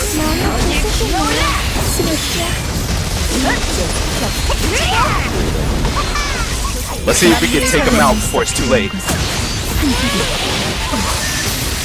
Yes, let's go! Alright, I'm gonna try to get Mina out. Woo! Let's go. 무조건 이긴다니까요. Good match. They almost got me. They almost got me. Let's go. Epic. Actually, what exactly do I have on her? Do I even have? Oh, I don't have her gear yet. Yeah, I got to farm for her gear. I have some plans to do for that. I just gotta stack up more on my what's it called? I gotta stack up more on my relic binaries. No, set binaries. Yeah, I gotta set up on that. Oh, this is gonna be a crazy one too. This unit right here does a lot of damage, so I gotta be extra careful on what I'm gonna do here. 언제 퇴근이냐? 대상의 직전을 개시. 난 펑크 좀 하고 감당할 수 I gotta make sure I gun her down quick. 초대받지 않은 분들이로군요. 가라! 주도권은 우리가 잡았다고요. 잃어버려. 정중하게 모셔드리지. 전력으로 맞서겠어. All right, so they did summon Mina. Yeah, this is gonna be tough. 대상의 집중하게. 적을 I- 사용할게요.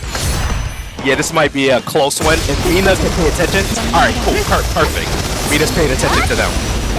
Nice. Sweet, epic.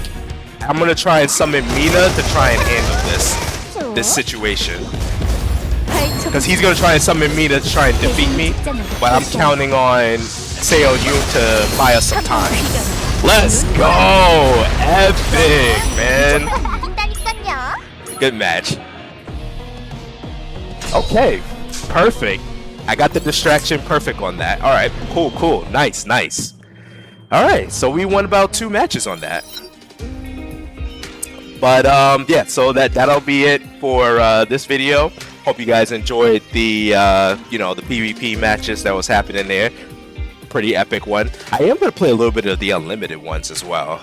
That's gonna be pretty interesting because I do want to try and get like at least a title from it or one of the frames that the game is offering. So yeah, that'll be something. But yeah, I look forward to continuing more of this Golden Vales. We gotta go through a set of these omens. So I'm guessing that once all of the omens have been set and dealt with, I'm guessing this is when the Gurion starts to descend. Maybe the Gurion will probably descend after we finish like 3 of those, probably. But whatever it is, I look forward to seeing what happens.